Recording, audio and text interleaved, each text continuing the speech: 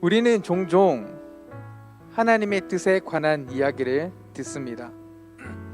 그 중에서 가장 많이 듣는 것은 단연 하나님의 뜻이 있을 것이다 라는 말입니다. 그런데 이 말에 하나님의 뜻이 있는 것은 알겠는데 그 뜻이 무엇인지는 모르겠다는 의미가 포함되어 있는 것 같습니다. 하나님은 인간을 기계로 만드셨을까요?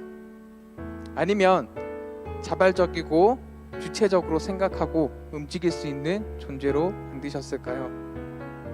하나님의 뜻이 무엇인지 모르지만 하나님의 말씀에 순종하라고 하셨으니 무조건 순종해야 한다면 그것은 거의 기계에 가까운 인간이라고 할 수 있을 것입니다. 하나님은 인간을 하나님의 동역자로 창조하셨습니다.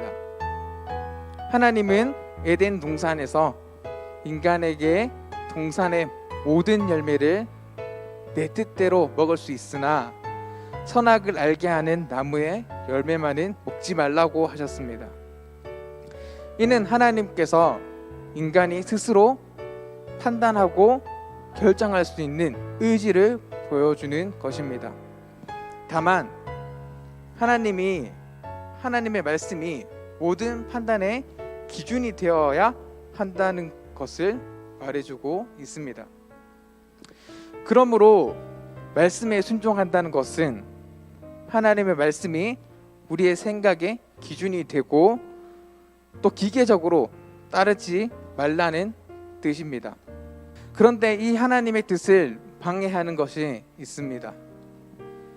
사탄은 하와에게 나타나서 선악을 알게 하는 나무의 열매를 먹으라고 유혹합니다. 사탄은 인간의 마음에 탐심을 자극했습니다.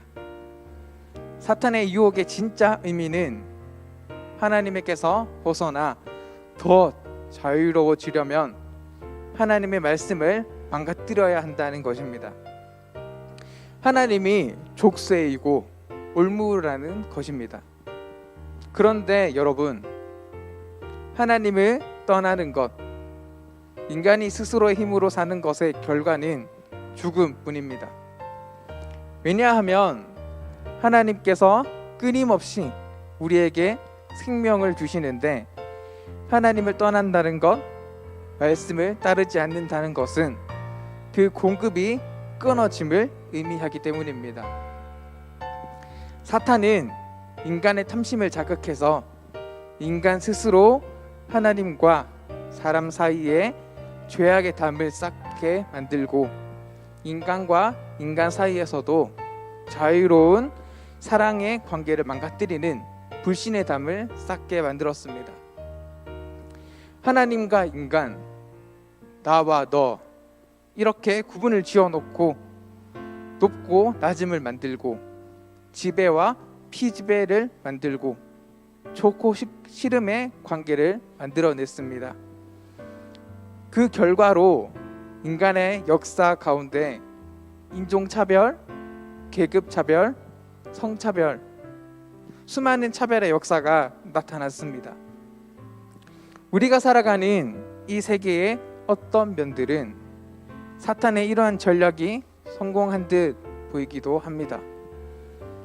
하지만 하나님은 예수님을 이 땅에 보내셔서 온 세계를 위해서 죽으시고 부활하도록 하셨으며 또한 교회를 이 땅에 두어서 하나님의 뜻이 계속해서 이루어지도록 확장하도록 하셨습니다.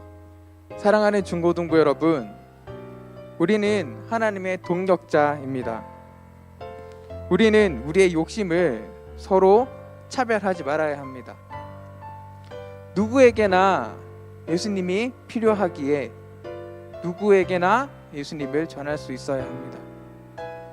하나님은 우리를 통해서 세상과 관계 맺고 하나님께서 주시는 생명을 받아서 다시는 죽지 않기를 바라십니다. 이것이 하나님의 뜻입니다. 하나님께서 태초에 인간을 창조하시고 그 창조하신 목적은 에덴 동산을 넓혀서 확장시키고 하나님의 나라를 더욱더 넓혀가는 것이었죠. 혹여 여러분은 여러분의 삶을 한번 돌아봤을 때 나의 높음을 위해서, 나의 성장을 위해서 다른 사람을 차별하고 구분 짓지는 않고 계십니까? 한번 이 시간을 통해서 여러분의 삶을 한번 돌아봤으면 좋겠습니다. 그리고 이 시간 함께 회개하며 하나님, 내가 내 스스로가 더 높아지기 위해서 다른 사람을 구분 짓고 더 낮추고 나 자신이 높아지기를 원했습니다 라고 고백하며 회개하는 시간이 되기를 소망합니다.